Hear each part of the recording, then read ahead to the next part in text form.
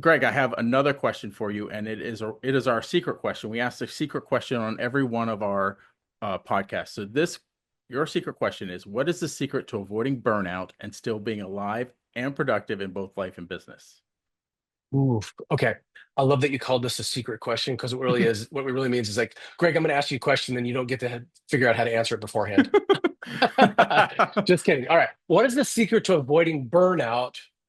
What's the rest of the question? And still being alive and productive. Oof. Still being alive and productive. I think I'm going to take this back to and hover on the concept of having rituals in your life. And if you don't love the word rituals, call them habits, call them practices, that kind of thing. I don't really care.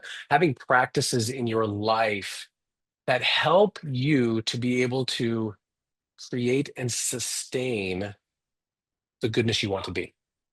And this is going to happen in four areas of your life, four dimensions of life: your physical life, your mental life, your emotional life, and your spiritual life.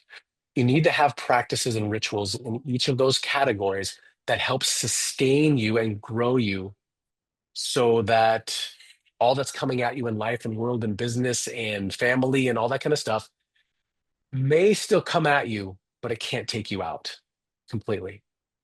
Too many of us in the Christian faith and in the entrepreneurial space get taken out. Okay. And what I mean by that is that we either get taken out by the world, right? The concepts and the philosophies of the world as a whole, the devil, who's our enemy, who, by the way, wants to see nothing more than having our demise, and then the flesh. These are the three enemies of us as human beings: is the world, the flesh, and the devil. Our flesh is like our own personal choices to either be aligned with God or not be aligned with God, right? To be in relationship with Him or to not be in a relationship with Him. Okay, the rituals and the practices are going to be important because they're going to help you do things like stay on track. So, for example, the faith life is not about sin management. It's not about disciplining yourself not to sin. It's about getting yourself close to Christ so that you're so free that you don't want to. Good. Is it hard? Yep. Is there going to be times where it's like, well, I thought I had it, but now I don't have it? Yes. Mhm. So you need to give yourself mercy because the God of all mercy is holding that space for you, and you need to do that for yourself. Okay.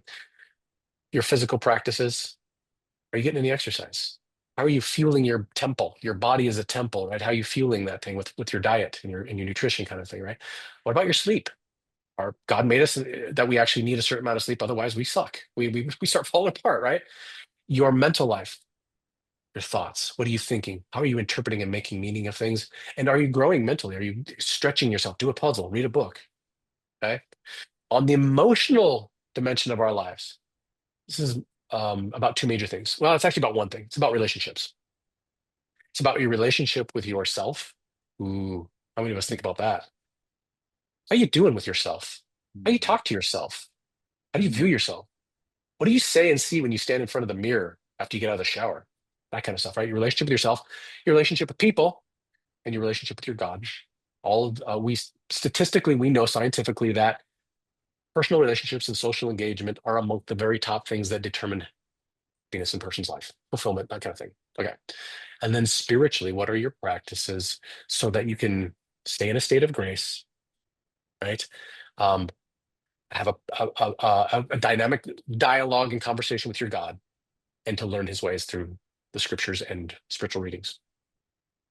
If you can create some cadences for yourself in those four categories, just like what I'm talking about there, um, and get yourself to continue to practice them until they become habit, then it can be likened to putting on the armor of Christ, the belt of truth, the breastplate of righteousness, shoes of the gospel, the helmet of salvation, the shield of faith, and the sword of the spirit, right? And we've got to do this for all the dimensions of our life because we're one person in multiple dimensions. And if one of these dimensions gets off, it will perpetuate into the other dimensions. You start screwing up your physiology and your physical body, emotionally, you're going to have some challenges because there's a biochemistry involved with this, right? Okay. And your psychology is tied to your spirituality on those. So there's a symbiotic relationship amongst those. So that is what I found over time to be the single best philosophy around avoiding burnout. It's really about your energy management. It's really about managing your practices that mold you in a way that keeps you strong. So good. So good.